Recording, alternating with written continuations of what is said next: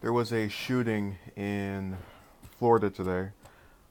It was during a Madden tournament for Madden 19, and apparently a player uh, found himself upset by losing and decided to murder at least two other people.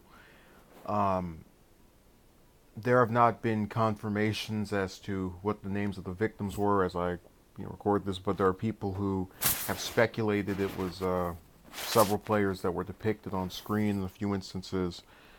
Um, you know, when I was thinking about the way I'd respond to this, I was going to focus on the fact that, by all accounts, he became upset at losing this game, and that's something I've seen a lot of times in because I don't play video games anymore. But I recall in conversations I've had with people when they've played games, them getting enraged and uh, very upset while they're playing them, just really running into these profanity-laced rants and other instances of verbal disdain for the outcome of the game. And like I said before, I think that venting about being upset with something is healthy, but this is an example of taking it too far because we're not talking about, oh, I'm upset that this happened. It's, oh, I'm upset this happened. Now it's time to get revenge. And it's really scary when you think about the fact that, when you, I think I've mentioned before on here that I've had people who have tried to um, criticize me as not wanting to go to these different large gatherings and group events.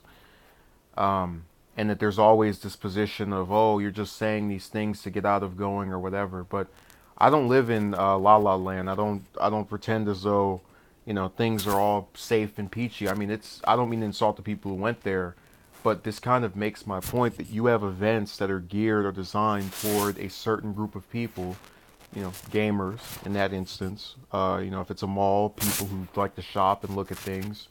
And because one person decides to take it too far, everybody else has to pay, or at least run the risk of paying when that person decides to unload their, rage in the form of this weaponry. And it's really scary to think that even after this, even after all these shootings that have happened, whether it's in a school or, this bar, anywhere, you're still going to have people who will look at individuals such as myself and say, why don't you want to go and do this? Why don't you want to go and do that?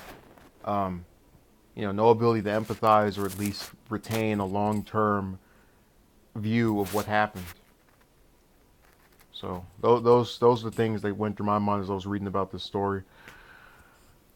And obviously, this is the I don't know what number it is, but this is also another shooting that's occurred in Florida. They've had the Orlando one, they've had the one at that airport last year, they had the Stoneman Douglas one, this, and no one is calling for the current governor to resign, for Rick Scott to get out of there. You see, when I get upset with things that happen over and over again in the same place, I don't blame Trump for any of it. I go and get upset with whoever the state representatives are, the people who are, supposedly in charge of that area. Um, and I've seen that particular governor have all these shootings occur under his reign and nothing happens. And I think it's time for him to step down. There's, something to change, but I know it won't. So thank you and be safe.